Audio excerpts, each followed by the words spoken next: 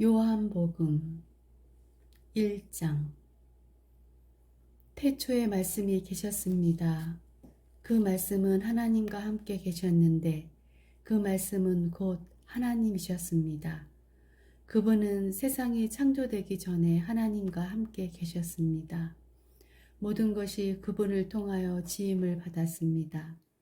지음을 받은 것 중에서 어느 것 하나도 그분 없이 지어진 것이 없습니다. 그분 안에는 생명이 있습니다. 그 생명은 세상 사람들을 비추는 빛이었습니다. 그 빛이 어둠 속에서 빛을 발했지만 어두움은 그 빛을 깨닫지 못했습니다. 하나님께로부터 보냄을 받은 요한이라는 사람이 있었습니다. 요한은 그 빛에 대해 증언하여 자기를 통해 모든 사람들이 믿음을 얻도록 하기 위해 보냄을 받은 사람입니다.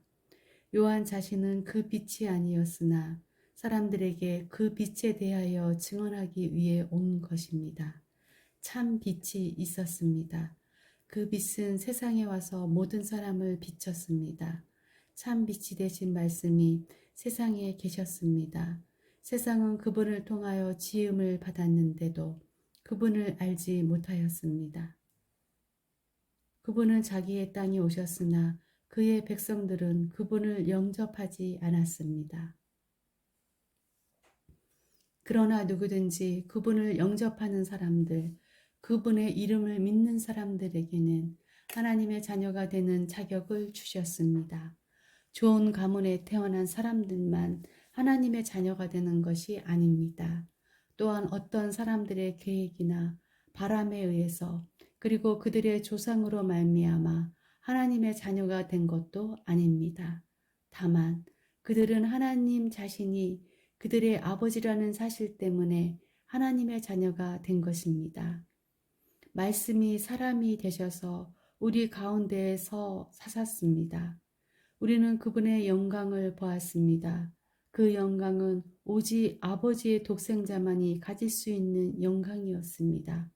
그 말씀은 은혜와 진리로 충만해 있었습니다. 요한이 그분에 대해서 증언하며 외쳤습니다.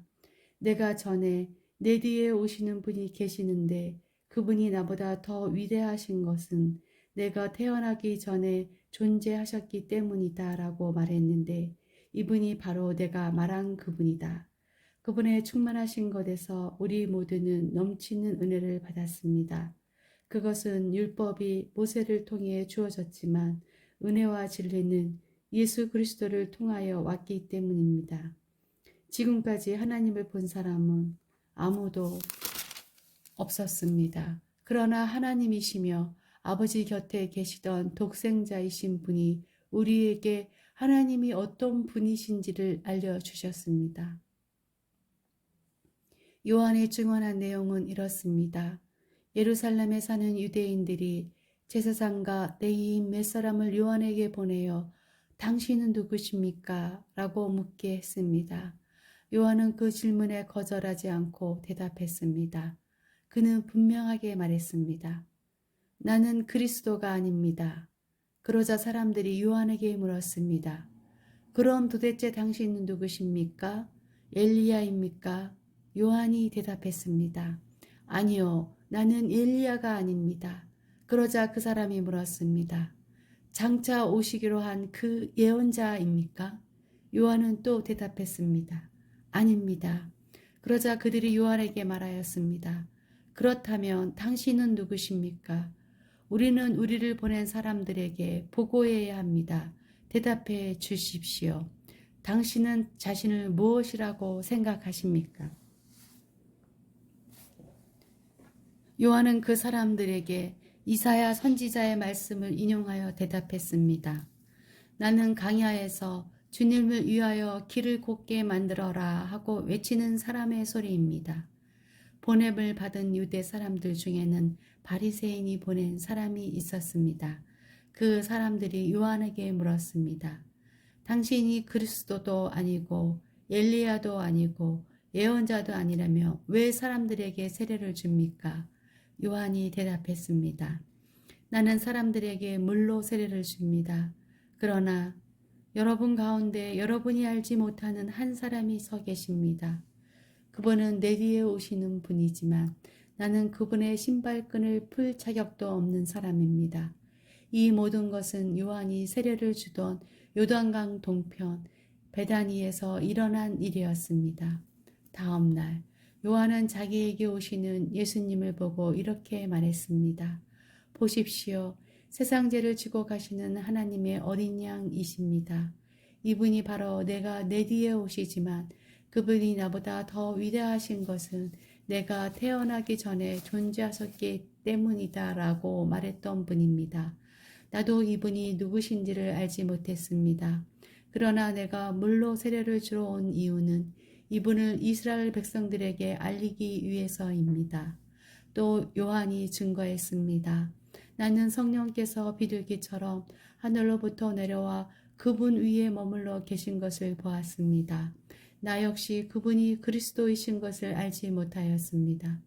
그러나 나를 보내어 물로 세례를 주라고 하신 분이 너는 그 어떤 사람에게 성령이 내려와 그 위에 머무르는 것을 보면 그 사람이 성령으로 세례를 주실 바로 그분인 줄 알아라 하고 말씀하셨습니다.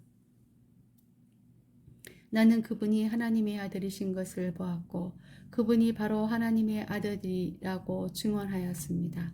그 다음 날 요한은 제자 두 사람과 함께 다시 그 자리에 서 있었습니다. 그는 예수님께서 지나가시는 것을 보고 말했습니다. 보아라, 하나님의 어린 양이시다. 제자 두 사람은 요한이 이렇게 말하는 것을 듣고 예수님을 따라갔습니다. 예수님께서는 몸을 돌려 자기를 따라오는 두 사람을 돌아보며 물으셨습니다. 원하는 것이 무엇이냐? 그들은 랍비님 사시는 곳이 어디입니까? 라고 말했습니다. 랍비라는 말은 선생이라는 뜻입니다. 예수님께서는 와서 보아라 하고 대답하셨습니다. 그래서 두 사람은 예수님과 함께 갔습니다. 그들은 예수님께서 머무르시는 곳을 보았고 그날 예수님과 함께 그곳에서 지냈습니다. 때는 오후 4시쯤이었습니다. 요한에게서 예수님에 대한 이야기를 듣고 예수님을 따른 두 제자 중 한 사람은 시몬 베드로의 동생 안드레였습니다. 안드레가 첫 번째 한 일은 그의 형 시몬을 찾은 일이었습니다. 그는 시몬에게 우리가 메시아를 찾았어 라고 말했습니다. 메시아란 그리스도를 가리키는 말입니다. 그리고 나서 안드레는 시몬을 예수님께 데려왔습니다. 예수님께서는 시몬을 보시고 내가 요한의 아들 시몬이구나. 이제 너를 게바라고 부르겠다 라고 말씀하셨습니다. 게바란 베드로란 뜻입니다. 다음 날 예수님께서는 갈릴리로 가기를 원하셨습니다. 예수님께서는 빌립을 만나시자 그에게 나를 따라오너라 하고 말씀하셨습니다. 빌립은 안드레와 베드로와 같은 동네인 베스데다 사람이었습니다. 빌립은 나다나엘을 만나고는 그에게 이렇게 말했습니다. 모세가 율법책에 썼고 예언자들도 기록한 그분을 우리가 찾았다. 나사렛 사람 요셉의 아들 예수님이 바로 그분이시다. 그러나 나다나엘은 빌립에게 나사렛에서 뭐 좋은 것이 나올 수 있겠는가 라고 말했습니다. 빌립은 와서 보아라 하고 대답했습니다. 예수님께서는 나다나엘이 자기에게 오는 것을 보시고 여기 참 이스라엘 사람이 있다. 이 사람에게는 거짓된 것이 하나도 없다 라고 말씀하셨습니다. 나다나엘은 예수님께 저를 어떻게 아십니까? 하고 물었습니다. 예수님께서 대답하셨습니다. 빌립이 너를 부르기 전 내가 무화과 나무 아래에 있는 것을 내가 보았다. 나다나엘은 예수님께 선생님, 당신은 하나님의 아들이시며 이스라엘의 왕이십니다. 라고 대답했습니다. 예수님께서는 나다나엘에게 내가 무화과 나무 아래에 있는 것을 내가 보았다고 말해서 나를 믿느냐? 그러나 넌 그것보다 더 큰 일을 보게 될 것이다. 라고 대답하셨습니다. 그리고 그들에게 내가 너희에게 진리를 말한다. 너희는 하늘이 열리고 하나님의 천사들이 인자 위에서 오르락 내리락 하는 것을 보게 될 것이다 라고 말씀하셨습니다.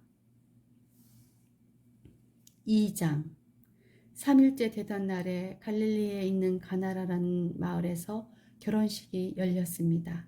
예수님의 어머니도 결혼식에 참석하였고 예수님과 그분의 제자들도 결혼식에 초대받았습니다. 포도주가 바닥났을 때 예수님의 어머니가 예수님에게 이 집의 포도주가 다 떨어졌구나 라고 말해 주었습니다.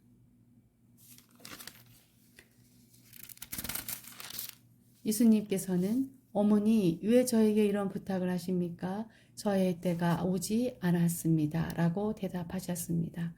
예수님의 어머니는 하인들에게 그분이 시키시는 일은 무엇이든지 하여라 라고 말해 두었습니다.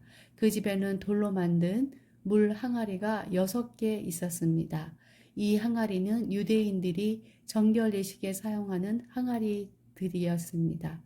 그것은 각각 물 2세 동이를 담을 수 있는 항아리였습니다. 예수님께서 하인들에게 항아리에 물을 채워라 하고 말씀하셨습니다. 하인들은 항아리에 물을 가득 채웠습니다. 그러자 예수님께서는 그들에게 자, 이제 그것을 퍼다가 잔치를 주관하는 사람에게 갖다 주어라 하고 말씀하셨습니다. 하인들은 물을 떠서 잔치를 주관하는 사람에게 갖다 주었습니다. 하인이 떠다 준 물을 잔치를 주관하는 사람이 맛보았을 때 그 물은 포도주가 되어 있었습니다. 그는 그 포도주가 어디서 난 것인지 알지 못하였지만 물을 가져온 하인들은 알고 있었습니다. 잔치를 주관하는 사람은 신랑을 불렀습니다.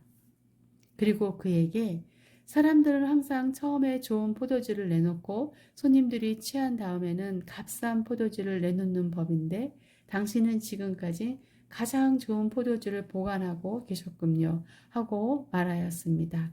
예수님께서는 이 첫 번째 표적을 갈릴리 가나에서 행하셨으며 거기서 그의 영광을 보여주셨습니다.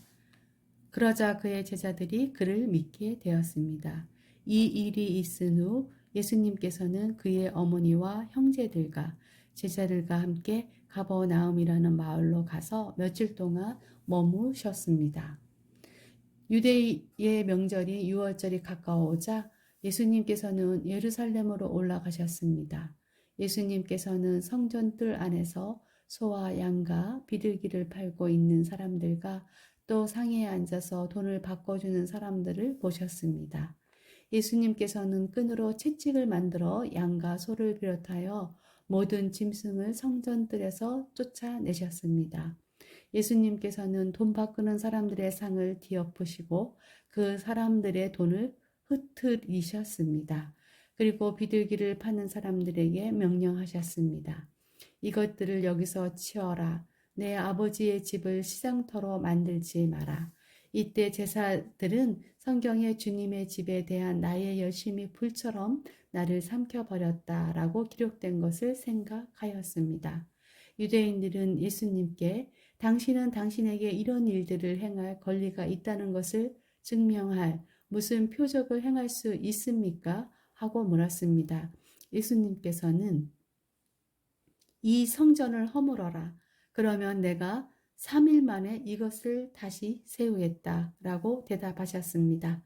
그러자 유대인들은 이 성전을 건축하는데 46년이 걸렸는데 당신이 3일 만에 다시 세우겠다는 겁니까? 라고 반문했습니다. 그러나 예수님께서 말씀하신 성전은 그분 자신의 몸을 가리키는 것이었습니다. 예수님께서는 죽은 자들 가운데서 부활하신 후에 그분의 제자들은 예수님께서 이렇게 말씀하신 것을 기억하였고 그들은 성경과 예수님께서 하신 말씀을 믿었습니다.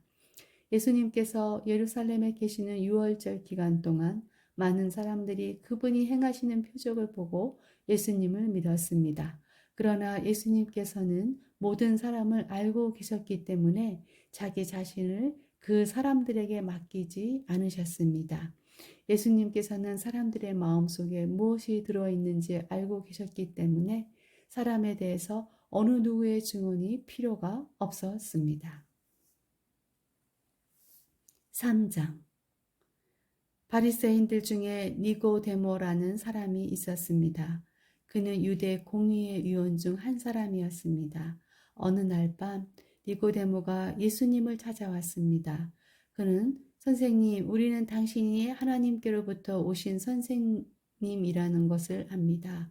하나님께서 함께 하시지 않는다면 아무도 선생님께서 하셨던 일들을 행할 수 없습니다. 라고 말했습니다. 예수님께서 대답하셨습니다. 내가 너에게 진리를 말한다. 누구든지 다시 태어나지 않으면 하나님의 나라를 볼 수 없다. 니고데모가 예수님께 물었습니다. 사람이 이미 나이가 많아 어른이 되었는데 어떻게 다시 태어날 수 있겠습니까? 어머니의 태안에 다시 들어가 2번씩이나 태어날 수 있겠습니까? 예수님께서 이렇게 대답하셨습니다. 내가 너에게 진리를 말한다. 누구든지 물과 성령으로 태어나지 않는다면 그 사람은 하나님 나라에 들어갈 수 없다. 사람이 육체적으로는 그의 부모로부터 태어나지만 영적으로는 성령으로부터 태어난다. 내가 너에게 다시 태어나야 한다라고 말한 것에 너무 놀라지 마라. 바람은 제 맘대로 부는 법이다. 너는 바람 부는 소리는 듣지만 그 바람이 어디서부터 와서 어디로 가는지 알지 못한다. 성령으로 다시 태어나는 모든 사람도 이와 같다. 니고데모는 이런 일이 어떻게 가능할 수 있을까? 라고 물었습니다. 예수님께서는 대답하셨습니다. 너는 이스라엘의 선생인데도 이 일들을 이해하지 못하느냐? 내가 너에게 진리를 말한다.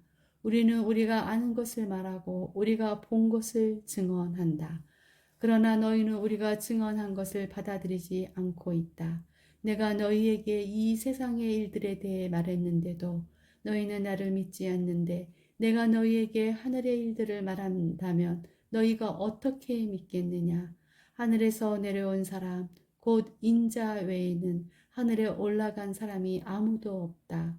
모세가 광야에서 뱀을 높이 들었던 것처럼 인자도 들려야 한다.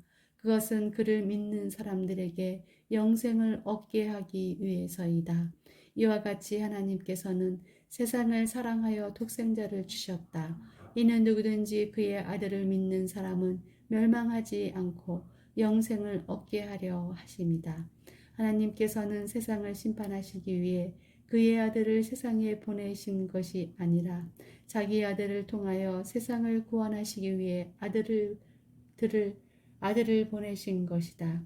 하나님의 아들을 믿는 사람은 유죄 판결을 받지 않는다. 그러나 그를 믿지 않는 사람은 이미 유죄 판결을 받은 것이다. 그것은 사람이 하나님의 독생자의 이름을 믿지 않았기 때문이다.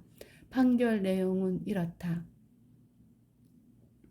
빛이 세상에 와 있지만 사람들은 빛보다는 어두움을 더 좋아하였다는 것이다. 그들이 어두움을 더 좋아하는 것은 그들의 행위가 악하기 때문이다.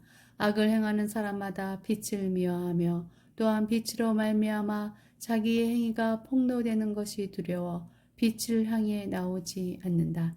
그러나 진리를 행하는 사람은 그가 행한 모든 일들이 하나님을 통하여 행한 것이라는 사실을 나타내기 위해 빛을 향해 나온다. 이율이 있은 후 예수님과 그의 제자들은 유대 지방으로 갔습니다. 예수님께서는 거기서 그의 제자들과 함께 머무르시면서 사람들에게 세례를 주셨습니다. 세례자 요한도 살렘 근처에 있는 에논에서 세례를 주었습니다.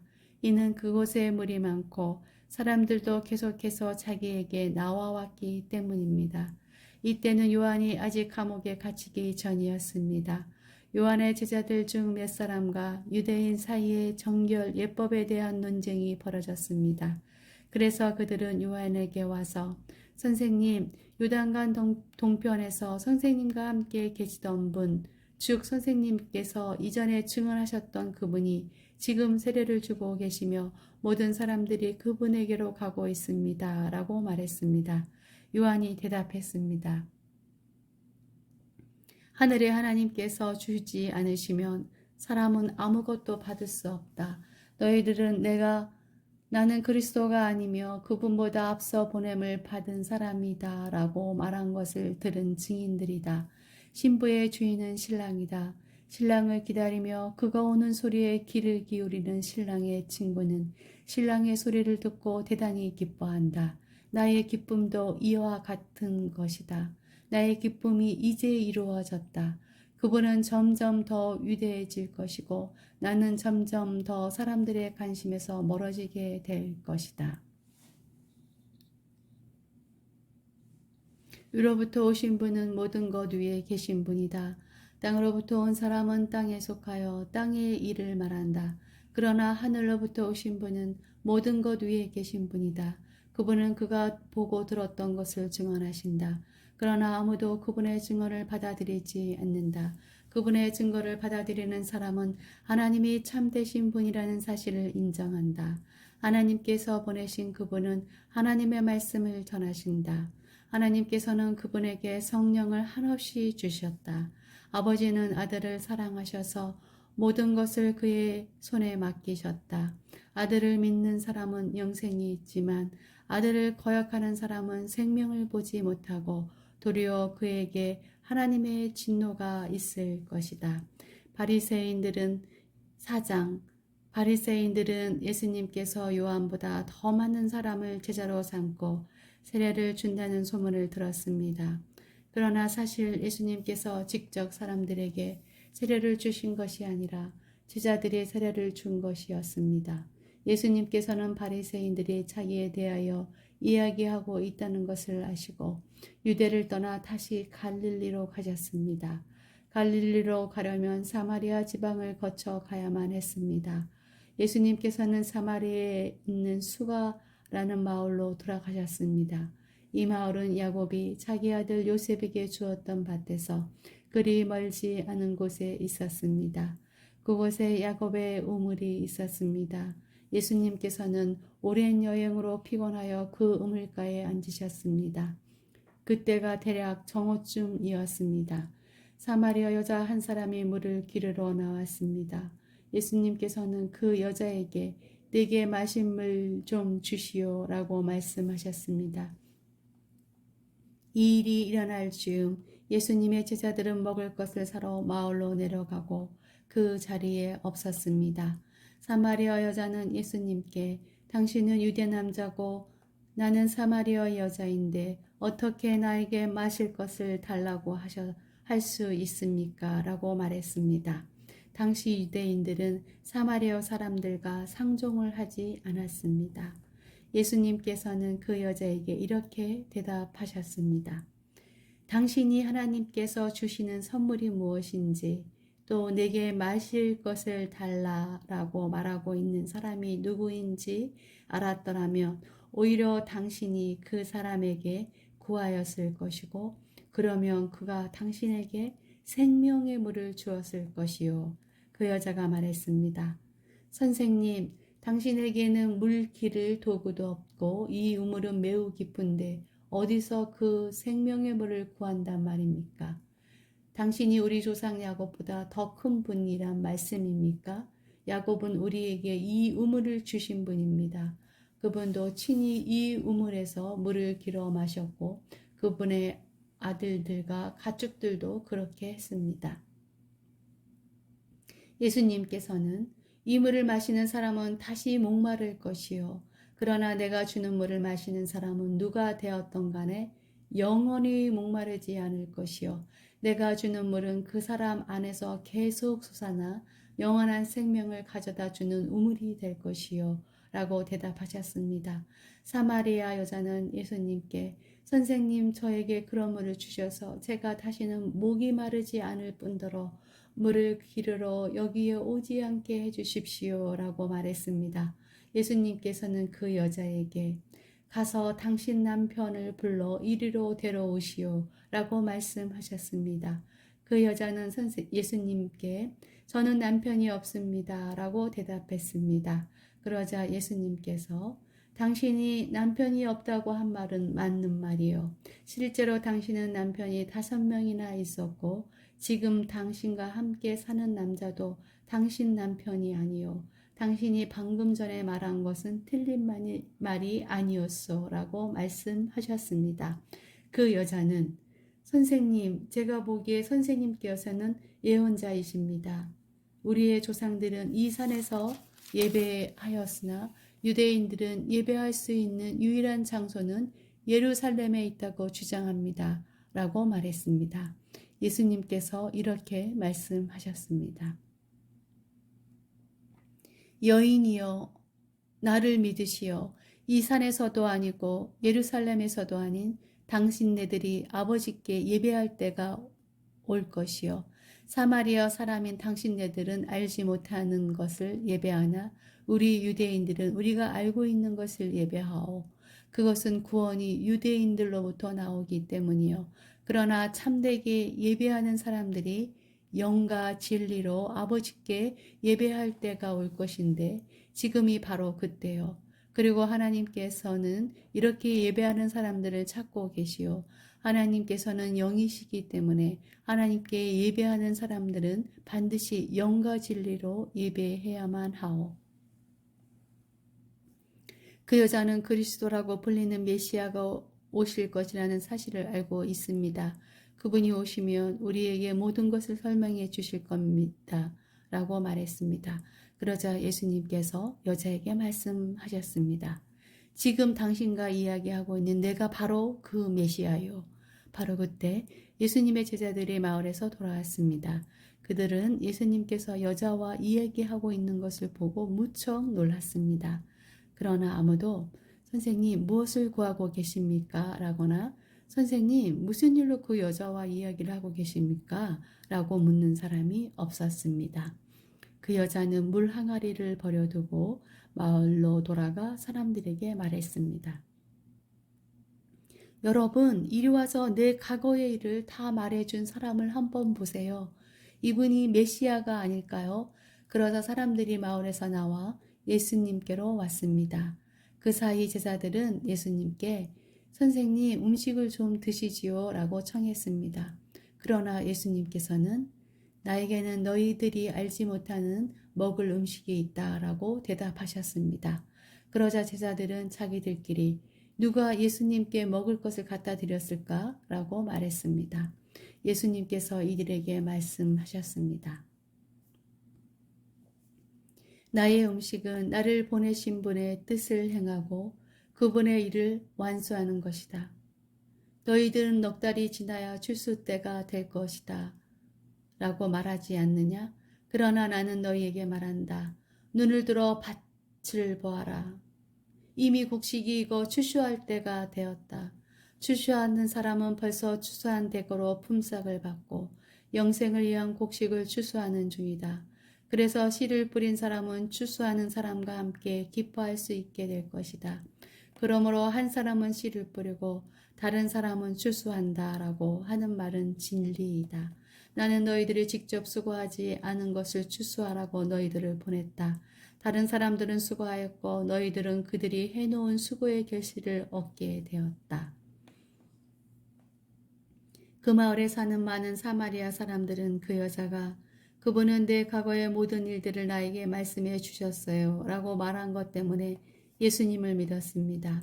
사마리아 사람들이 예수님께 그들과 함께 지내다가 가시기를 청했으므로 거기서 이틀을 머무르셨습니다. 그래서 보다 많은 사람들이 예수님의 말씀을 듣고 예수님을 믿었습니다. 그들은 그 여자에게 더 이상 우리는 당신의 말 때문에 예수님을 믿는 것이 아니요 우리가 이제는 예수님의 말씀을 직접 들었고 이분이 참으로 세상의 구세주라는 사실을 알았기 때문에 믿는 것이요 라고 말했습니다. 이틀 후에 예수님께서는 그곳을 떠나 갈릴리로 가셨습니다. 전에 예수님께서는 예언자가 자기 고향에서 존경을 받지 못한다고 직접 말씀하신 적이 있습니다. 예수님께서 갈릴리에 도착했을 때 그곳 사람들은 예수님을 환영했습니다. 왜냐하면 그 사람들은 6월절에 예루살렘에서 예수님께서 하신 모든 일들을 보았으며 또한 자신들도 6월절에 그곳에 있었기 때문입니다. 예수님께서는 갈릴리 가나를 또 방문하셨습니다. 이것은 예수님께서 물로 포도주를 만드셨던 곳입니다. 이곳에는 높은 지위를 가진 왕의 신하 한 사람이 살고 있었습니다. 그 신하의 아들은 병에 걸려 가버나움에 있었습니다. 왕의 신하는 예수님께서 유대 지방에서 갈릴리로 오셨다는 소식을 듣고 예수님께 찾아와 가버나움으로 오셔서 자기 아들을 낫게 해달라고 간청하였습니다. 그 신하의 아들은 거의 죽기 직전에 있었습니다. 예수님께서 왕의 신하에게 말씀하셨습니다. 너희는 표적과 기이한 것들을 보지 않으며 전혀 믿으려 하지 않는다. 그 신하가 말했습니다. 선생님, 제 아들이 죽기 전에 가버나움으로 오십시오. 예수님께서 대답하셨습니다. 가시오. 당신 아들은 살 것이요. 그 사람은 예수님께서 자기에게 하신 말씀을 믿고 집으로 갔습니다. 그 사람은 집으로 가는 도중에 자기의 하인들을 만나 자기의 아들이 살아났다는 소식을 들었습니다. 왕의 신하가 자기 아들이 낫게 된 때를 묻자 하인들은 어제 오후 1시 무렵부터 열이 떨어졌습니다. 라고 대답했습니다. 아이의 아버지는 그때가 바로 예수님께서 당신 아들을 살 것이요 라고 말씀하신 그 시각과 정확히 일치한 것을 알고 자기와 그 집의 모든 사람이 예수님을 믿었습니다. 이것은 예수님께서 유대에서 갈릴리로 오신 후 행하신 두 번째 표적이었습니다.